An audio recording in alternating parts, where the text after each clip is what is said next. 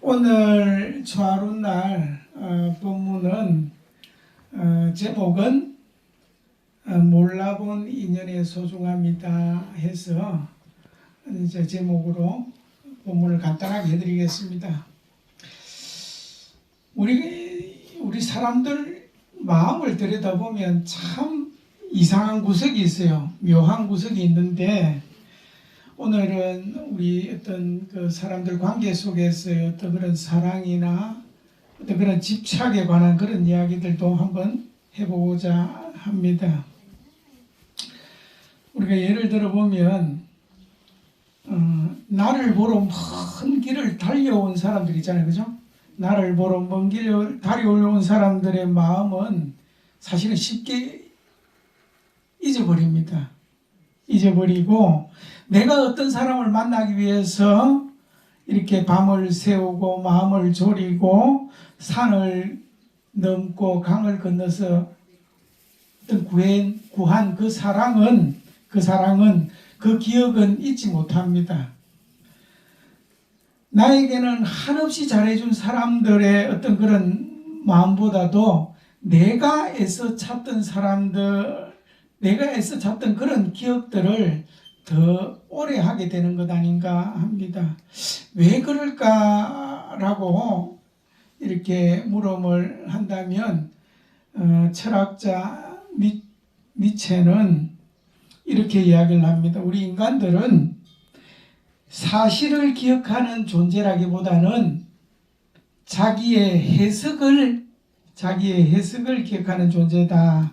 다시 말해서 어떤 그런 사건이나 어떤 그런 일을 기억하는 것이 아니고 그 사건 속에서 내가 어떤 존재였고 내가 어떤 역할을 했는지 그것을 기억한다고 합니다.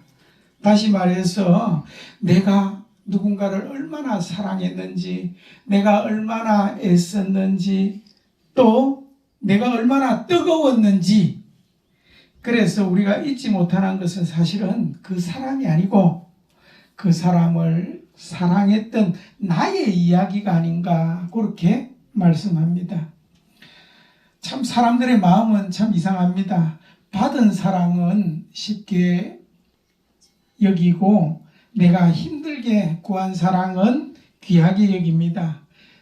이것을 이제 현대 뇌과학적으로 본다 하면은 이렇게 이름이 도파민 보상 시스템이다 이렇게도 설명을 한답니다. 무슨 얘기냐면 우리가 어떤 대상을 얻기 위해서 시간과 에너지와 또 온갖 어려움을 투자를 하면 자기 뇌는 이렇게 생각합니다.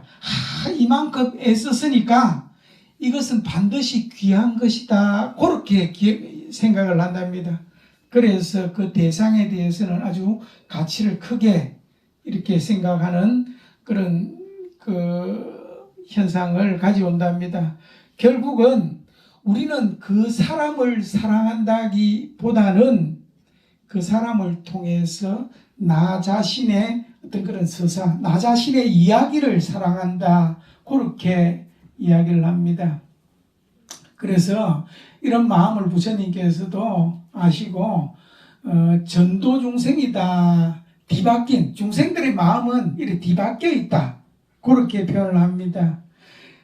진짜로 귀한 것은 귀한지 모르고 허망한 것을 귀한 것이라 여기면서 쫓아간다. 그렇게 해서 뒤집힌 중생, 마음이 뒤집혀 있다. 그렇게 해서 전도 중생이다. 중생이 마음이 전도되었다. 그렇게 표현합니다. 우리가 가장 소중한 것은 대개 우리 가까이 있습니다. 부모님의 마음이 그렇고 배우자의 마음이 그렇고 또 도반의 마음도 그러합니다. 늘 묵묵히 곁에 지켜주는 사람의 마음. 그러나 우리는 그것을 잘 보지 못합니다. 왜냐하면 그 사랑이 너무 익숙하기 때문이랍니다. 너무 익숙해서 마치 공기가 얼마나 고마운지 우리가 평소에는 생각하지 않지 않습니까? 그리고 햇볕이 얼마나 귀한 것인지 잘 여기지 못한다. 그러나 긴 장마가 있을 때는 또 아이고 햇빛이 있으면 좋겠다. 그 햇빛의 고마움에 대해서도 그렇게 깨닫게 됩니다. 우리 사람의 어떤 그런 사랑이라는 것도 그와 같답니다. 늘 곁에 있는 사람은 공기처럼 잘 소중함을 못 느낀답니다. 우리가. 그래서 그 사랑을 사랑인지 인식하지 못한다. 그렇게 표현합니다. 그러다가 어느 날 사실은 뭐 공기가 없어 본 적이 없지만 공기가 없다면 얼마나 이 공기가 이 허공 중에 아무렇지도 않고 아무런 가치도 없다고 느끼는 이 공기가 얼마나 소중한 것이나 이렇게 알게 되는 것처럼 비로소 그 사람이 나에게 얼마나 소중한 사람인가, 얼마나 큰 존재였던가 그렇게 생각하게 되는 날이 온답니다. 그럼 반대로 질문을 해보면 왜 우리 곁에 있는 이 사랑은 그렇게 작게 보일까요? 왜 부모님의 마음은 당연하게 느끼고 또 늘 곁에 있는 도반의 마음은 그렇게 가볍게 느껴지느냐?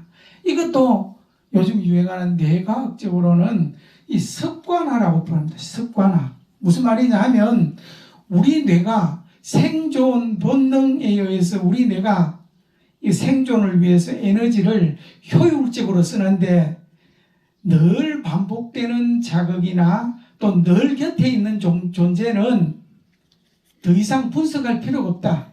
귀하게 안 느끼고 더 이상 분석할 필요가 없는 그런 정보로 분류를 하게 된답니다. 그래서 우리가 공기의 존재를 잊고 햇빛의 고마움을 잊는 것처럼 가장 깊은 사랑을 잊을 수밖에 없는 그런 구조상 그렇게 되어 있답니다. 이것이 우리 중생들의 어리석음이 아닌가 생각합니다. 우리는 허망한 인연을 쫓아서 산을 넘고 강을 건너면서 정작 내 발등에 비추고 있는 그런 등불은 차버리고 있지 않는가 그렇게 돌아보게 됩니다. 금강경에서는 말씀하십니다. 범소 유상 계시 허망 일체 모든 것들은 허망하다라는 이 말씀은 이 세상이 다 거짓됐다 이런 뜻이라기보다는 우리가 늘 바라보는 방식이 착각에 있다. 그 바라보는 것이 늘 착각 속에 있다라는 그런 뜻입니다. 사람은 눈앞에 어떤 새롭고 또 자극적인 것에 더 관심을 가지고 귀하게 여깁니다. 반대로 조용하게 오래 머무는 것에 대해서는 가볍게 여깁니다. 그래서 우리는 자주 이런 선택을 합니다. 나를 아프게 하고 또 나를 괴롭히는 어떤 그런 것에는 끝없이 집착하고 매달리면서 나를 지켜주는 사람에게는 좀 무심하게 되는 그런 모습을 보입니다. 사실은 우리가 운명이라고 부르는 그런 뜨거운 감정이나 반대로 우리가 지루하다고 밀어내는 그런 어떤 익숙함도 사실은 우리의 뇌나 마음이 만들어 놓은 그런 고정관념이나 모양이다. 어떤 상일 뿐이다. 그래서 우리가 실제를 보는 것이 아니고 내 마음속에서 만들어 놓은 그런 각본에 따라서 이렇게 연기하고 있을 뿐이다. 그렇게 이야기하십니다. 그래서 뇌과학이 밝혀낸 또 슬픈 어떤 그런 진실이 하나 있는데 인간이 큰 가치가 있다. 귀하다고 느끼는 것은 우리가 뭔가를 얻었을 때가 아니고 내가 너무도 당연하게 느끼고 당연하게 여겼던 것을 잃었을 때라고 이야기를 합니다. 늘 곁에 있던 사람이 떠나고 늘 들리던 목소리가 안 들리고 늘 있던 사랑이 멀어질 때 뇌는 비로소 깨닫습니다. 그때서 깨닫습니다. 이것이 이렇게 소중한 것이었구나. 또 있을 때는 몰랐는데 떠나니까 내 전부였구나. 그렇게 우리 중생들은 평생을 반복하는 그런 참회록입니다. 죽음이 닥쳤어야 아니면 사랑하는 어떤 인연이 떠나간 뒤에야 그 존재가 비로소 내 삶에서 관세음보살이 아닌가 그렇게 깨닫는다면 얼마나 허망하고 마음 아픈 일이겠습니까? 인생에서 가장 슬픈 일이 뭔가라고 물으면 사랑을 받지 못해서가 아니라 사랑을 받고 있으면서도 그것을 알아보지 못하는 것에 있다. 그렇게 봅니다. 누군가 늘 뒤에서 우산을 들고 서 있습니다. 비를 맞지 않도록 조용히 이렇게 내 뒤에서 누군가는 우산을 받쳐주는데 우리는 그 우산을 받쳐주는 사람에 대해서 잘 인식을 못한다. 왜? 비를 안 맞고 있으니까. 그러다가 언제 이 우산이 그치면 비를 맞게 되면 그때서 누군가 저 사람이 나를 위해서 저렇게 오랫동안 우산을 들고 있었구나 라는 그것을 깨닫게 됩니다. 그래서 수행이라고 하는 것은 멀리 있는 어떤 그런 깨달음이 아니고 늘 가까이 있는 것을 다시 돌아보게 하는 것이 진실한 수행이다. 늘 함께 있는 사람을 처음 만난 사람처럼 그렇게 진심으로 이렇게 진심의 눈으로 바라보고 또 늘 듣던 말 한마디지만 오늘 처음 듣는 말처럼 귀담아도 들어보고 또 늘 곁에 있는 인연을 오늘이 마지막인 것처럼 소중히 여기는 것, 이것이 바로 불교에서 말하는 지혜고 자비이다. 그래서 부처님께서는 금강경에 또 말씀하십니다. 약견 재상 위상 적견열애 그런 말 있죠. 일체 모든 모양이 아닌 줄 알면 진실한 부처님을 본다. 이 말은 어떤 일체 모양을 없애라 그런 뜻이 아니고 있는 그대로 볼 줄 알아야 된다라는 그런 말씀입니다. 우리는 누군가를 볼 때 그 사람을 보는 것이 아니고 어떤 의미나 기대를 봅니다. 그러나 그것을 내려놓았을 때 비로소 있는 그대로 보인다. 너무도 당연한 그런 당연함이라는 옷을 벗고 또 익숙함이라고 하는 그런 상을 걷어낼 때 비로소 우리 참마음 진실한 어떤 그런 부처님 열애를 만나게 된다라는 그런 부처님 말씀입니다. 그러므로 수행은 익숙해져 버린 것을 다시 돌아보는 일이다라는 것을 여러분들 명심해야 됩니다. 우리 관세음보살 법문품에 보면 응이하신 덕도자 적현하신 이위설법이다. 관세음보살님은 어떤 몸으로든 나타나 우리 중생들을 제도하고 살펴주신다라는 그런 뜻입니다.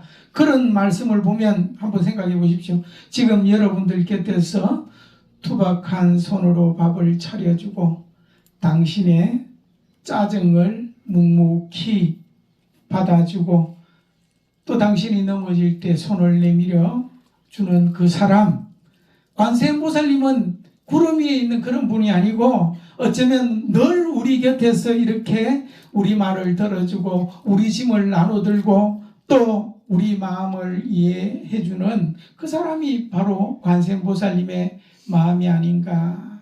우리는 그것을 알아보지 못한다 이 말이에요. 혹시 지금 여러분 곁에 이런 분이 계시지 않습니까?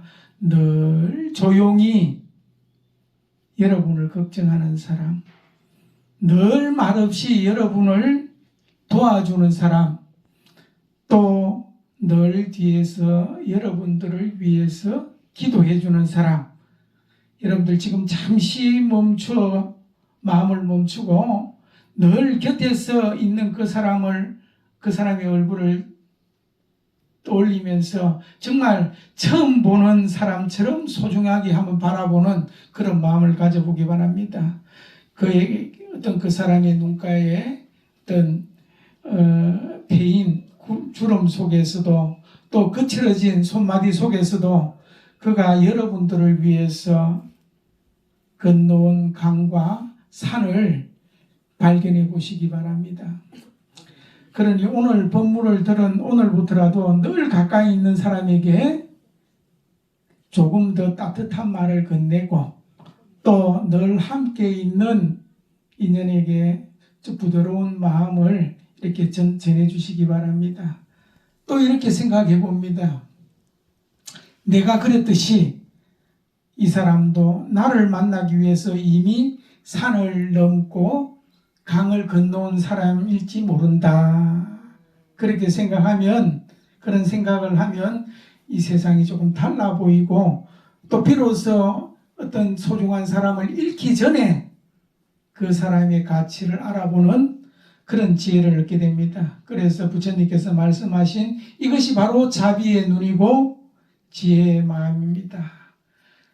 여러분들, 우리가 이제 마칠 때 원이 자공더 보거 일체 아등여 중생 당생 극락구 개공성불도 이 작은 법문의 공덕이 이 자리에 모든 분들과 모든 중생들에게 두루 미쳐서 서로의 마음을 알아보고 서로의 인연을 소중히 할 줄 아는 그런 마음을 가졌을 때 비로소 깨달음의 길이 우리 앞에 열린다, 그런 뜻일 수도 있습니다. 여러분들 인연의 소중함에 대해서 한번 돌아보는 그런 초하루가 됐으면 좋겠습니다. 감사합니다.